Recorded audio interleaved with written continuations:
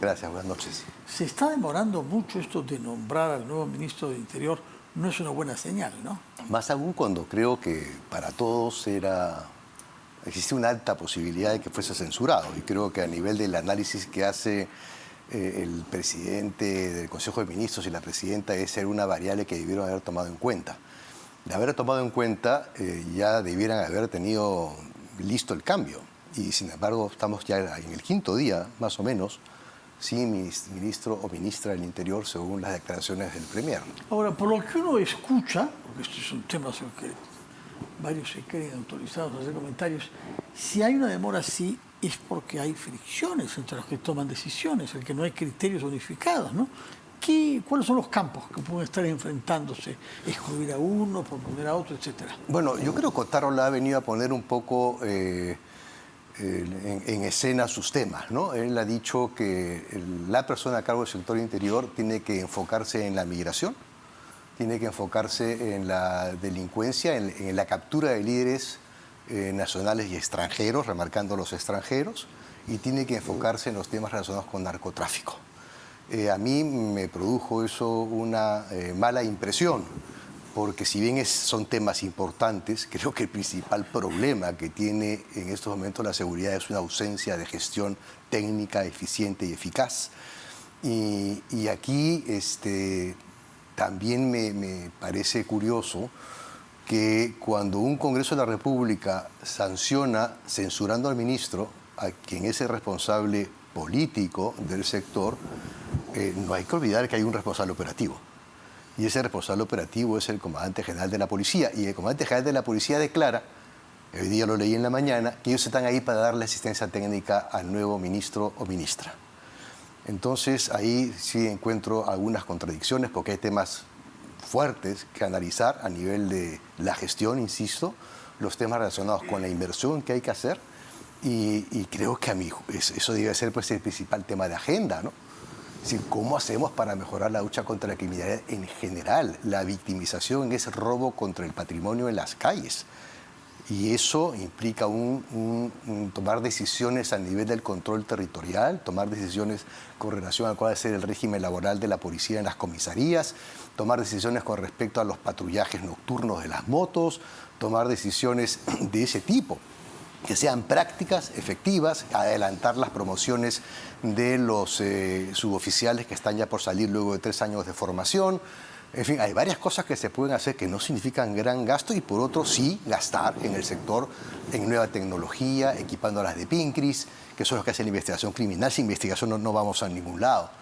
Entonces, cuando esa lista corta que hace el ministro Otárola, creo que está desenfocada. Y está desenfocada, dice usted, porque no está prestándole la atención requerida a la gestión, a la mala gestión que se ha venido llevando a cabo, según usted, poco técnica.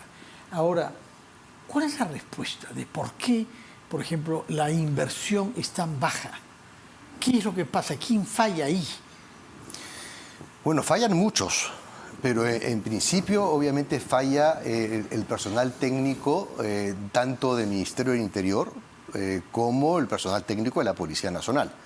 Hay una serie de otros factores que no tengo en estos momentos un ejemplo concreto que dar. Tengo otros del pasado, no de esta gestión, pero la corrupción es algo que realmente es una de las principales trabas para la inversión. Porque cuando hay, por ejemplo, 350 millones de soles a lo que hay que invertir, y que hay que invertirlos, por ejemplo, en la adquisición de una infraestructura mucho mejor dotada, por ejemplo, para efectos de poner ahí tecnología de avanzada, las empresas hacen lobby y ese lobby genera trabas porque necesitan que sea el oficial a cargo del área quien los priorice. Entonces, yo siempre considero que en esas áreas debieran existir personal técnico preparado, gerentes del servir. Ajenos a la institución policial. Ajenos a la institución policial. Ese es mi punto de vista. ¿Se ha hecho? No Nunca, se ha hecho. Nunca. No, sí se ha hecho porque nosotros, por ejemplo, cuando estuvimos en la gestión, lo que hicimos fue traer todas las adquisiciones al ministerio, y la policía era el campo técnico, pero no se hacía cargo de la compra. Nosotros pusimos gerentes públicos. ¿Y cuándo cambió eso? Eso cambió ahí al poco tiempo, en el 2018. Ahí cambió y ahí se ha seguido porque se ha policializado totalmente el sector interior. No hay más que mirar el ministro policía, el viceministro de Seguridad Pública policía, el viceministro de Administración Criminal policía y así. Aparte de comandante general, obviamente, policía. Entonces hay una estructura absolutamente policial y que no permite que no ha sido un balance. Siempre, porque han habido civiles que han sido ministros y creo además ministros apreciados por la policía. Sí, ¿no? ya hace mucho tiempo que... No, Mariano González, ¿no? Bueno, estuvo muy poco tiempo, pero fue nombrado. Sí, claro. Y hubo otros ministros civiles bajo Pedro Castillo. Y bajo la señora Boluarte, que no han habido ministros civiles. Sí, pero hay que recordar también, por ejemplo, estuvo también con Castillo el ex Guillén, el ex fiscal, que fue el que destapó, ¿no? el problema de la compra de los cargos para ser general de la Policía Nacional. Que por cierto ahí eso sigue como que olvidado, ¿no? Hay que hacer mucha memoria de muchos casos. Yo hablo de la corrupción porque es uno de los temas que creo yo que están ahí a la base de aquello que demora la inversión. Hay otros más, hay desconocimiento también de las normas de gestión pública que toma tiempo para aprenderlas cuando hay cambios en los equipos, ¿no? La señora Norma Yarro, la congresista, ha pedido que el ministro del Interior no sea digitado por el premier Otárola. Naturalmente no está en los secretos de la congresista Yarro, pero ¿qué puede querer decir esta frase tan civilina? ¿Ah? Bueno, el ministro del Interior va a tener que ser elegido propuesto por el premier y elegido por la presidenta. Cuando la congresista habla de digitado, creo que lo que está queriendo decirnos a todos es que es una persona que solamente va a hacer aquello que el premier le indique o que la presidenta le indique. Lo que estaría diciendo es que... Y lo que comenzó diciendo usted, más o menos, porque habló de los tres temas que ha priorizado Otárola, que corresponden a su propia carrera. Corresponde a la gestión pública y corresponden a la gestión técnica, la que debe primar en estos casos, sobre la decisión política. Sin duda, y es uno de los aspectos centrales a mi modo de ver, que también debe tener una visión política el ministro del Interior, porque es un cargo evidentemente político. Él tiene que dialogar muchísimo, no solamente con los parlamentarios, sino con los gobiernos regionales, los gobiernos subnacionales, locales. El diálogo debe ser tremendamente fluido, porque ahí es donde está el Sistema Nacional de Seguridad Ciudadana. El Sistema Nacional de Seguridad Ciudadana, él es parte del CONASEC, como ministro de Estado, como ministra de Estado, dependiendo de qué vaya a ocupar el cargo.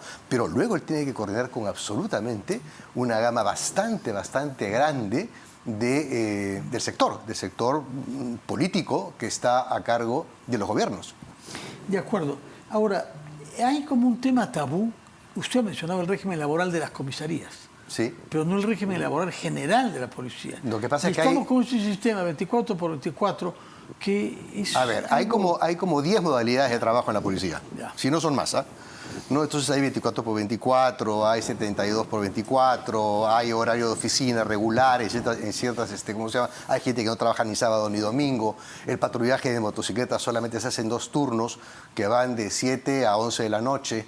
En fin, hay diversas modalidades, pero lo que debe empezar a componerse es que no se puede tener en la policía de orden y seguridad, un poco haciendo mención a lo que mencionaba el exministro Romero, que es básicamente proyecto fracasado. Pero esa es la policía de las comisarías, es la policía que es la que tiene que estar en la ciudad poniendo el orden y haciendo dominio territorial. Entonces, para poder tener dominio territorial, por ejemplo, con los 45.000 policías de la comisaría, por decir una cifra, no se puede tener un régimen de 24 por 24. En primer lugar, porque estamos teniendo solamente la mitad de lo que dice el número, y en segundo lugar, porque esa mitad va a trabajar al menos también la mitad, es decir, una sola cuarta parte. Entonces, si tuviésemos 40.000 policías, tendríamos en la práctica 10.000. Solo 10.000. Sí. Esto es una ficción, y no podemos seguir viendo la ficción. Ahora, nadie se atreve a mencionar ese tema, ¿no? Muy pocos. Parece que es un tabú. Caso, sí. Es un tabú porque lo que pasa es que eso, insisto, o sea, eso implica una inversión, eso implica ese choque económico en seguridad, debe partir por ahí, porque obviamente implica tener más gente trabajando en esas unidades de las comisarías en turnos de 8 horas, 3 turnos al día, o en su defecto hay otro sistema que es servicio franco-retén, pero tendríamos igual que elevar el número de la función policial en las comisarías. Y lo mismo en el caso de las investigación criminal, porque es el contrapeso, es decir, por aquí hacemos control territorial, pero tenemos también que fortalecer mucho la investigación criminal, esos que se conocen como las de Pincris. Son aquellos que reciben las denuncias y los que tienen que investigar quiénes están detrás de los robos de celulares, de delitos contra el patrimonio, en fin, un sinnúmero de delitos que están en el Código Penal. La primera capa de investigación son las policías que están asociadas a una zona territorial específica. Cuando hay delitos más grandes o muy, digamos, de notoriedad importantes, pública, eso va arriba, ¿no? A la DIRINCRI. Y es ahí tenemos ya otros cargos que se hacen, digamos, empiezan a trabajar en el tema. hay quienes sostienen que el error que se ha cometido es de imponer un estado de emergencia en algunos distritos sin movilizar a la Fuerza Armada. No, el error no es ese. El error es poner un estado de emergencia sin la correspondiente evaluación técnica. Un estado de emergencia debe responder a un análisis y a un plan de operaciones en donde se establece que en determinada zona de ámbito territorial, que es donde se va a declarar la emergencia, hay ciertas situaciones que ya han sido investigadas y que yo quiero abordar. Bueno, es lo que dicen que han hecho para los dos primeros distritos de Lima que fueron sometidos a este régimen. Yo lo pongo en duda, San Juan de con Lurigancho toda y San Martín de franqueza, Porres, que como por casualidad son los más poblados. Sí, pero yo lo pongo en duda porque esto ocurrió como una reacción política de la presidenta de Estados Unidos después de que ocurrió el lanzamiento de la granada en la discoteca. Y eso fue una reacción inmediata. Y eso quedó claro porque obviamente el propio ministro de Interior decía esa mañana antes de que declaren la emergencia que él decía que no había necesidad de declarar ningún estado de emergencia.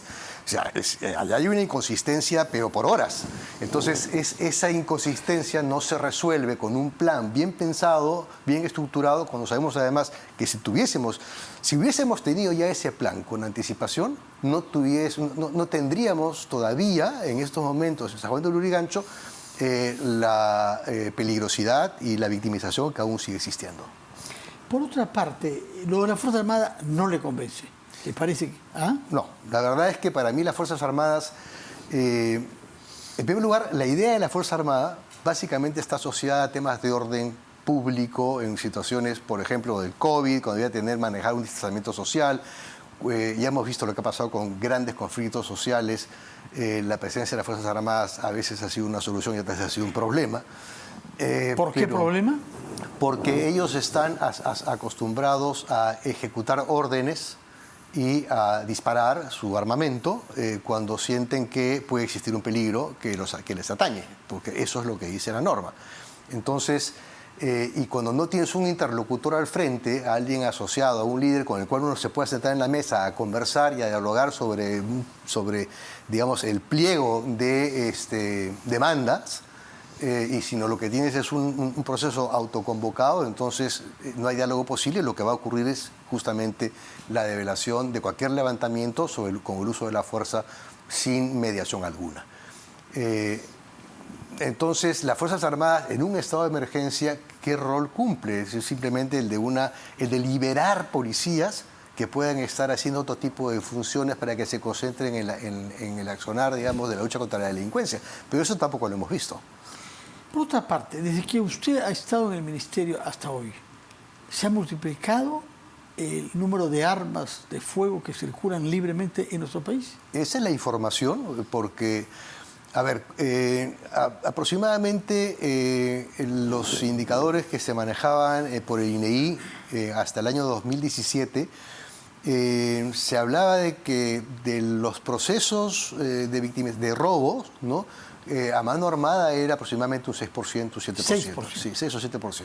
En estos momentos, de todos los eventos de robo, que ya se han elevado en ciudades con más de 20.000 habitantes, o sea, las grandes ciudades más todavía, la victimización llega casi a un tercio de la población, a nivel digamos, nacional.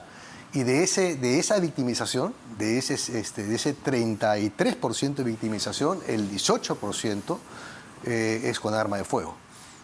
Por lo tanto, hay... ¿Cuál es el origen de esas armas de fuego? Bueno, yo creo que hay un origen múltiple y diverso. Está el sistema del alquiler de las armas de fuego. ¿A quién se le puede alquilar un arma de fuego? Como lo reconoció el propio comandante general de la policía, la propia policía. O sea que hay agentes policiales que hay agentes policiales que alquilan su armamento. Y también hay motivo de expulsión de la policía. Claro, y hay una pobre selección también en el ingreso a las escuelas policiales. Pobre selección, digo, porque hay mucho postulante que proviene de entornos y de familias complicadas, ¿no? O sea, que están complicadas, me refiero a complicadas no por estructura psicológica, sino complicadas porque están inmersas en el mundo delincuencial. Entonces, desde ahí ya proviene todo un tema, uno de los factores. El otro es contrabando de armamento, fluye, tenemos 7.000 kilómetros de frontera. El contrabando es una actividad que sigue siendo muy lucrativa, se sigue dando por las fronteras del sur, por las fronteras del oriente. Hay remanentes de la FARC que pasan libremente por el río Putumayo y tienen un vínculo con otras organizaciones de narcotráfico, también en la zona de la provincia de Castilla. Lo mismo tenemos a nivel de Madre de Dios, otra triple frontera entre Brasil y Bolivia. Ahí también fluye no solamente el oro peruano hacia Bolivia, la cocaína hacia Brasil, sino también ingresa armamentos de esas zonas. Entonces, hay una economía ahí subterránea, ilícita, que está presente, y obviamente también tenemos un mundo de armeros, que son gente especializada en darle mantenimiento a las armas y crear armas, lo que se llama las hechizas, y esa es otra fuente. De acuerdo. Ahora, hay el tema de los delincuentes de origen extranjero. En los últimos tiempos el gobierno ha estado muy confiado en la expulsión masiva de quienes no se han acogido a las facilidades para ponerse a derecho por la amnistía que venció la semana pasada. ¿Es fácil expulsar extranjeros indocumentados? Si fuese fácil, ya hubiésemos tenido evidencia del primer grupo, digamos, de extranjeros expulsados. No lo es. Aproximadamente una expulsión por vía aérea cuesta al menos $2.000 o $2.500, porque supone el pago de pasaje de ida del extranjero y del policía que lo acompaña. De ida y vuelta. De ida y vuelta. Eso por un lado. Entonces, solamente en estos momentos, a nivel de la Superintendencia Nacional de Migraciones, hay más de 12.000 órdenes de expulsión que no se pueden ejecutar porque no se dispone de los 24 millones de dólares para proceder con ella. O sea, y esto estamos hablando antes de que se diera la norma. O sea, que ahí tenemos una traba. 12.000 órdenes de expulsión contra personas que están ubicables, que se sabe a dónde viven y bueno, en principio hay gente, para poner un caso de una persona del maldito Cris, su madre es una de esas 12.000 personas que está ahora en un penal, por cierto, va a tener que esperar a que se cumpla su condena, pero antes de que estuviesen en el penal estaba en ese registro para ser expulsada del país y no se hacía. Ahora, supuesto de que hubiesen esos 24 millones de dólares. Pero estamos hablando de este esos segmento. Esos 12.000 de antes. Eso requiere un acuerdo con el país a donde los expulsamos. No se les puede poner del otro lado de la frontera. Lo que ocurre es que las normas migratorias peruanas así lo exigen. Entonces el país que va a recibirlos va a exigir que se haya cumplido con el proceso. El proceso, hasta antes de la norma que han dado la semana pasada en el Congreso de la República para hacer esta suerte de expulsión express, antes de eso hay una norma en donde hay un procedimiento en donde se le reconoce al migrante derechos.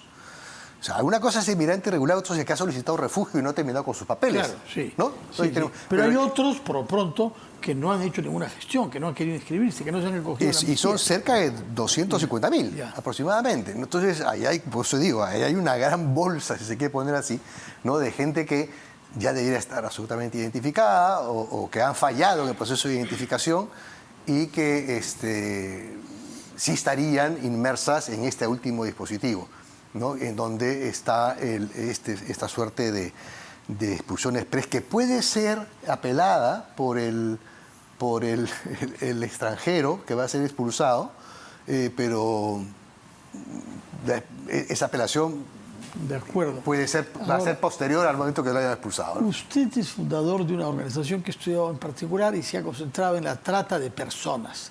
Ahora ha saltado a la luz el fenómeno masivo de tratas. Y se habla de un monto ligado a esta actividad superior a 1.000 millones de soles anuales, ¿no? 1.300 millones de dólares. 1.300 millones de dólares. Anuales. O sea, alrededor de 5 millones de... Sí, eso en lo que es trata en general, Ya. pero yo creo que a eso hay que sumarle cerca de 550 millones adicionales. Cuando hicimos el estudio de economías criminales, Sí. no contemplamos todo el proceso de victimización, porque ha cambiado la estructura del delito y ha cambiado la morfología del delito de trata, como ha cambiado de extorsión, como ha cambiado el de estafa. En el caso específico de trata de personas ha cambiado porque antes del año 2017, por ejemplo, no teníamos una sola víctima venezolana. En estos momentos tenemos cerca del 30% de las víctimas son extranjeras y ese 30% de las víctimas extranjeras, el 85% son venezolanas. Por lo tanto, y porque el negocio que implementa el Niño Guerrero desde el penal de Tocorón, él descubre esto. De donde se ha fugado con toda facilidad. Sí, ¿no? pero es que existía un arreglo que ha sido también con certeza. El gobierno venezolano le entregó las cárceles a los presos para que ellos la administraran. Entonces, por eso es que en el penal de Tocorón se encontraba uno con motos adentro, con piscina, en fin, con todas las facilidades del caso. Él inicia su carrera extorsionando a los propios internos del penal. Y de ahí, cuando empieza el proceso migratorio, él ve que allá hay un negocio cobrándoles por seguridad, algo así como el chalequeo aquí, ¿no?, a estas víctimas que en la práctica fueron engañadas. Es decir, se les ofrecía el dinero para traerlas a Lima y en el camino las iban Ahora, ese explotando dinero también, ¿no? obtenido de esa manera cruel y inhumana, hay que decirlo, ¿no? Cuando uno ve mujeres menores de edad, en muchos casos, etcétera, ¿entran al circuito legal de dinero en el Perú? Entran de alguna manera porque, a ver, ahí tenemos un tema que es bien interesante que lo hemos discutido mucho con la Unidad de Inteligencia Financiera. Es decir, ¿cuáles son las vallas que deben más o menos que la Unidad de Inteligencia Financiera y el sector financiero lo que hace es vigilar? Son vallas por encima de $10.000. Pero las transacciones para la explotación sexual de una menor de edad o de una adulta están en los 200 soles. Sí. Entonces, lo que se está generando es una nueva estructura y una nueva forma de pensar, de tal manera que se empiecen a tener otro tipo de indicadores, pero sobre la base de, por ejemplo, transacciones que se hacen entre las 11 de la noche y las 4 de la mañana, que incluyen a los cajeros de las entidades bancarias que están en estas zonas de explotación, por ejemplo, en estas calles donde hay una serie de hostales que están asociados a la explotación sexual y a la trata. Entonces es un primer indicador que hay que vigilar esas transacciones para poder identificar. Pero eso es un trabajo de largo aliento que hay que iniciarlo. Ya existe a nivel de la Superintendencia de Banca y Seguros un grupo de trabajo en donde está la UIF, están los 4 principales bancos, que están siendo llamados también a empezar a pensar una estrategia, ¿no?, para enfrentar el seguimiento económico de este tipo de transacciones. Es una tarea titánica, pero hay que empezarla. Ricardo Valdés, muchas gracias por estar con nosotros. Usted que es un especialista en temas de seguridad ciudadana, ha sido viceministro en ese campo. Y bueno, nos quedamos a la espera de saber quién es el próximo ministro del Interior y ojalá que cumpla con los requisitos vastos y complejos que usted ha ido formulando. Muchas gracias y